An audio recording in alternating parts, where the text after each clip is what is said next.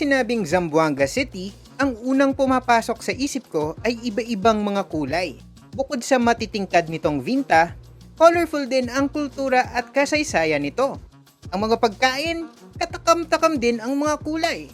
At maging ang pinakasikat nilang beach, may kakaibang glow din ang buhangin. Hey there poor traveler! We are Vince and Yosh. Sa nakaraang video, nag-share kami ng mga tips kung paano magplano ng trip dito. Ngayon naman, ililibot namin kayo ng teammate naming si Asta sa iba't ibang mga makukulay na pasyalan sa bonggang-bonggang Zamboanga. Pero bago ang lahat, baka naman pwede mo muna kaming i-like or i-follow kung sa FB ka nanonood, and kung sa YouTube naman, subscribe na to this channel and ring the bell para lagi kang updated kapag may bago kaming videos. Hindi ito ang first time namin sa Zamboanga, pero ilang taon na rin since yung huli naming punta dito, kaya naman nang maimbitahan kami ng AirAsia na sumama sa trip nila, gora agad kami. Nagpaiwan din kami at nagstay ng ilang araw pa para mas maka-research and yung mga nakalap namin ang isi-share namin sa inyo. Unahin na natin ang pinaka-sumisikat na attraction dito, ang Pink Beach.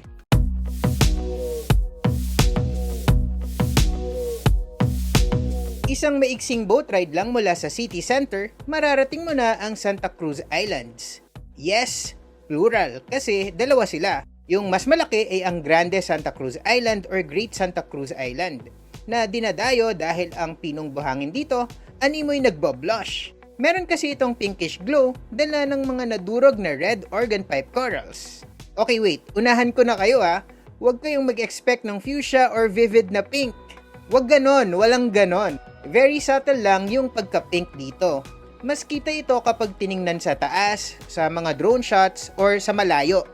Nagiging mas obvious din ito kapag sobrang malapitan kasi mas kita yung mga red grains. Pero sa eye level, hindi ito masyadong nahahalata, lalo kung nag-a-adjust na ang mata mo or kung matindi ang sikat ng araw.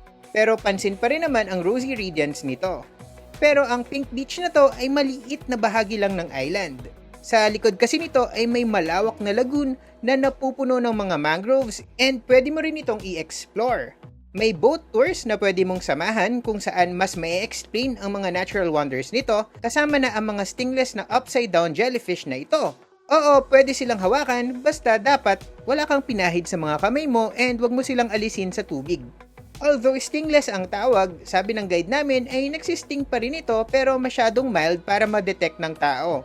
Kasi may iba raw na pwedeng makaramdam pa rin ng pagka-red ng balat. True enough, kasama pala ako doon dahil isang sandali lang after ko hawakan, medyo namula-mula and nagka-rashes ang kamay na ihinawa ko. Kulang daw ako sa vitamin, sabi ng guide. Pero di bale, sagana naman tayo sa pag-ibig. Dito, pwede ka ring mag-grow ng vinta. Or kung medyo di mo carry, pwede ring picture-picture na lang. Ay, oo nga pala, sa di kalayuan ay makikita naman ang Little Santa Cruz Island. Yung mas maliit, little nga eh. Ang pinagmamalaki naman nito, yung kanyang matulis at mahabang sandbar. And itong sandbar lang ang pwedeng puntahan dito and hanggang 10 minutes lang. Day trip lang ang allowed dito sa ngayon. And need mo nang mag-register bago pumunta. Pwede naman ang walk-in pero depende kung may available na slots so hindi advisable. Limited lang kasi ang number of visitors allowed kaya mahigpit itong minomonitor. Strict din sila sa kanilang no single-use plastic policy and iche-check nila ang mga bags mo bago pumunta. Pinayagan naman akong pumasok kahit plastic ako kasi hindi naman ako single-use. Char! Mas idedetalye namin ang pagpunta sa mga islands na to sa separate video pero in the meantime, ito yung summary ng mga kailangan mong malaman. Pero tandaan, yung mga ganitong info na makikita mo sa video na to, maaaring magbago in the future, so always double check with the authorities first before your trip.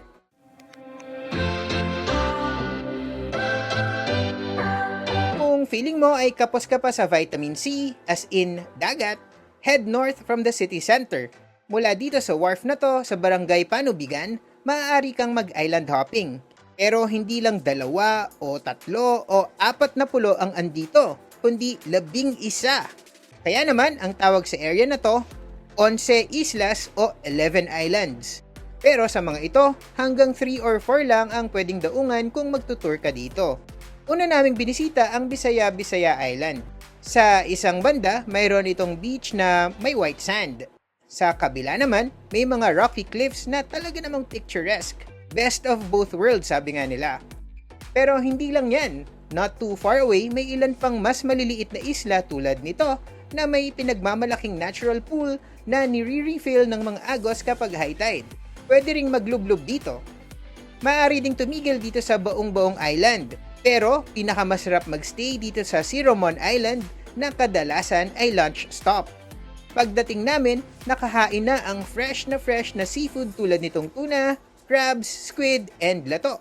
May papakwan and papinya rin. Itong Siromon Island may malawak ding beach. Bayan, nagbibinata.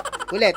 Itong Siromon Island may malawak ding beach na may pino at maputing buhangin. Pwede ring mag-snorkel dito, although di ko nagawa. Day trips lang ang allowed dito. Wala pa rin kasing overnight facilities and limited lang sa 200 visitors ang pinapayagan per day. Kaya naman required na mag-register at bawal ang walk-in. Bago pumunta, need munang mag-book by shooting an email to onseislas@gmail.com. Aassignan kanila ng local guide tulad ni Ate Sirna na sobrang bait kaya selfie lang kami ng selfie buong araw. 1,200 to 2,000 pesos ang presyo ng boat rental depende kung ilang island ang gusto mong tigilan. May additional na entrance fee, environmental, and guide fees din. Dahil makulay nga ang kasaysayan ng Zamboanga City, napakaraming mga maaaring pasyalan na nag-highlight sa heritage ng lungsod. Maaari nyo itong isa-isahin on your own, pero mas maganda kung magjo-join na lang kayo ng organized guided tours. This way, hindi ka na ma-hassle sa transportation and meron ka ring tour guide na mas makakapag-explain ng kahalagahan ng bawat site. Mas madali mo ring ma-appreciate ang bawat stop. Magandang first stop ang El Museo de Zamboanga para may quick overview ka sa history ng city and mas may context yung ibang mga stops mo. Ang museong ito ay bahagi ng Pasonangka Park kung saan makikita mo rin ang treehouse na ito. And andito rin ang Camp Limbaga na may campsites, convention center at amphitheater. Ang park ay mayroon ding pools, butterfly garden at street food area. Sa city center naman, pinakadinarayo ang Fort Pilar or Fortaleza del Pilar na tinayo pa noong 17th century, originally as a Spanish military defense post. Today, nire-recognize ito as a national cultural treasure. May museum din ito sa loob. Pero ang mga locals, madalas pumupunta dito sa katabing shrine upang magdasal sa La Virgen Nuestra Señora del Pilar or Our Lady of the Pilar. Marami ang nagsisindi ng kandila, humihiling at nagpapasalamat sa kanya dahil pinaniniwalaan na ito ay milagrosa. Katabi lang ng Fort Pilar ay ang Zamboanga State College of Marine Science and Technology kung saan matutuntun mo ang bird sanctuary na ito. Dito sa mga mangroves na to madalas napapadaan and tumatambay ang hindi mabilang na mga ibon, lalo na ang mga great white egrets. Dito naman sa Paseo del Mar, magandang manood ng sunset habang chumichibog. Maraming mga eateries and street food vendors dito and mayroon ding mga souvenir shops and children's playground. Maging ang Zamboanga City Hall ay makanakaw pansin din dahil well-preserved ito and hailed as a National Historical Site. Pwedeng part pa rin ito ng city tour pero gusto ko lang gawa ng sariling section para mas ma-highlight. May 3 magandang pamilihan dito ng souvenirs and mga pasalubong. Una ay ang Canelar Barter Trade Center. Okay, wait lang. Magdala kayo ng cash ha. Ngayon, tumatanggap na sila ng cash. Bukod sa mga local goods, maraming mga Malaysian and Indonesian products dito like coffee and tea. Yung friend ko nga, nagpabili pa ng Maggi Curry and Apollo Chocolate.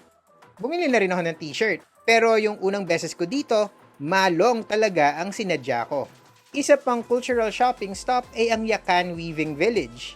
Ang mga Yakan ang traditional na settler sa Basilan and kalapit na areas dito sa Mindanao. Tanyag sila sa kanilang paghahabi ng mga exquisite na fabric tulad nito. Dati nakabili ako ng tela na hindi ko pa alam kung saan gagamitin and mga manika dahil gusto kong mag-start ng doll collection. Pero this time naman, mas practical ang nabili ko, mga face masks. O diba, bongga? Kung fresh seafood naman ang hanap mo, dito kayo pumunta sa Aderes Flea Market sa Guiwan. Makakabili ka dito ng kuracha or spanner crabs na isa sa mga pinaka-sought after na delicacy dito sa Zamboanga. meron ding mga lobsters and iba pang mga seafood.